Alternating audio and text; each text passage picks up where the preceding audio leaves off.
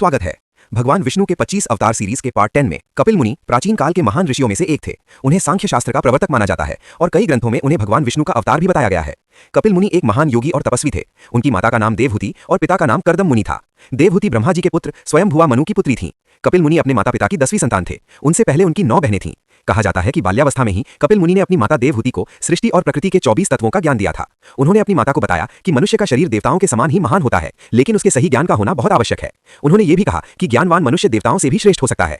भक्ति, योग, यज्ञ, तीर्थ, दान और व्रत, इन सभी धर्मों को श्रेष्ठ माना गया है। कपिल मुनि अत्यंत महान विचारक और अपार ज्ञान के धनी थे। उन्हें ब्रह्मांड की सृष्टि और उसके विकास के सिद्धांत का आदि प्रवर्तक माना जाता है। उन्होंने जो गहन ज्ञान अपनी माता को दिया था, वही ज्ञान आगे चलकर भगवान कृष्ण ने अर्जुन को भगवद गीता के उपदेश के रूप में सुनाया। भगवद गीता में भगवान श्री कृष्ण अर्जुन से कहते हैं कि सिद्धों में मैं कपिल मुनि हूं, अर्थात भगवान स्वयं बताते हैं कि महान सिद्ध पुरुषों में कपिल मुनि उनका ही दिव्य स्वरूप है।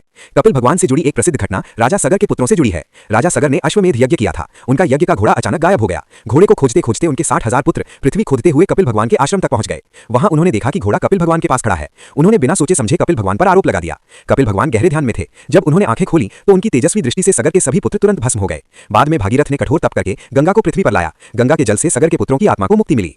आगे ऐसे ही रोचक कथाओं के लिए सब्सक्राइब करें राज अनटोल्ड स्टोरीज को। धन्यवाद।